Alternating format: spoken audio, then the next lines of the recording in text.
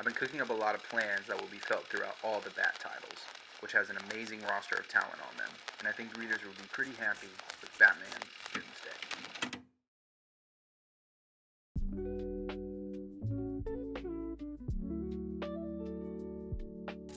What you just heard was an excerpt from the original solicit from writer-artist Chip Zdarsky in February of 2022, announcing their start of an all-new era for Batman, along with Super Sons artist Jorge Jimenez, beginning in issue 125, with Zdarsky quoted as saying, "We're in it for the long haul." What would follow would be 2.5 years and 32 issues of bombastic action and very bizarre character choices that go through a detailed origin, all kinds of multiverse shenanigans, and even a fall from the moon. Back in 2022, it was somewhat difficult for me to gauge the general consensus of fan reactions to this new direction. Following the 1-2 punch that was Morrison and then Snyder, it had been a while since mainline Batman got me really excited. And while an accomplished writer like Chip Zdarsky coming from the world of Marvel certainly has nothing to prove, a less than stellar run on The Dark Knight can leave a permanent bad taste in audiences' mouths.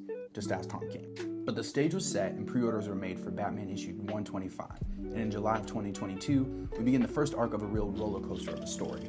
But this epic truly begins 9 months earlier with a prequel story, Batman the Knight, with flashed artist Carmine Di Giandomenico. And it's here where we already get a taste for what Zdarsky is aiming for as Bruce Wayne begins his journey to become an ideal larger than himself, to quote, think bigger. And as good as the story is, we also already begin to see the somewhat grandioseness of Chip's ideas in detailing year by year Bruce's entire globetrotting journey. At the time, I found this very exciting. I also think, much like a certain clown prince of crime, the details of their precise origin are much better left to the imagination. Nonetheless, this miniseries is essential reading, as it introduces important characters that show up in the run proper. And while the Knight is a bit of a slow burn, the main story kicks off with a bang. The full breadth of Zdarsky and Jimenez run isn't so quantifiable in terms of the 3-act structure, but looking at the story in those terms helps me identify what may be a major theme of this story, which is to say, Bruce Wayne as a man versus the idea of Batman. The opening arc is another highlight for this time period, titled simply Failsafe.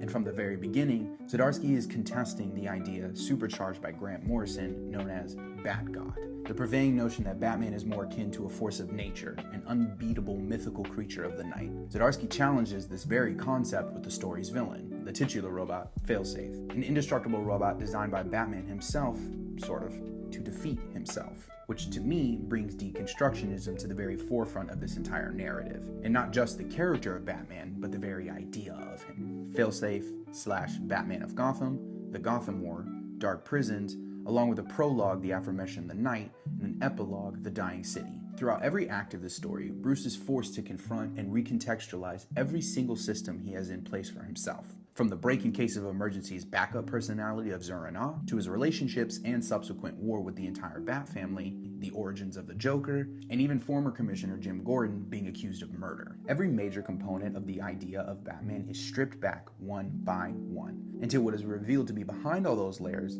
is a very, very flawed human being. But for a lot of readers, therein lies the issue. On a surface level, nothing that Chip does seems really all that new. For an 80-plus-year-old character, new isn't necessarily the goal, but for lots of fans, Zdarsky and Company is simply biting off and remixing ideas that have come before it, some of which are in the most prolific Batman stories to ever be written. This comes in big ways, such as the aforementioned Zur-En-Arrh being somewhat of the main villain of the entire story, or multiversal hopping to the most famous depictions of Batman in outside media, but also in smaller ways, like in the climax of The Dying City, Batman literally having to stand on top of a plane and fly it himself. Again, sorry Tom. But thinking critically about all of this, and perhaps even reaching a bit, I think by presenting Batman and his entire cast in a way that forces us to look at all his past mistakes, reveals to the audience one of the main reasons Batman is so beloved. He's just a guy.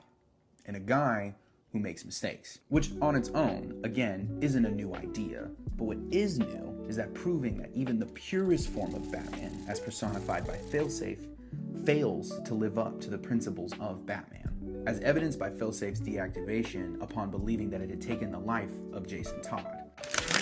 Every one of us creates our own morals and beliefs that we have about ourselves, and every single one of us falls short of those ideals in some way or another. Much like the covers of each issue, Jimenez bathes the art in a piercing red that seems almost inescapable, and only through the lessons of humility can we free ourselves from the shackles of who we're supposed to be in order to become who we are.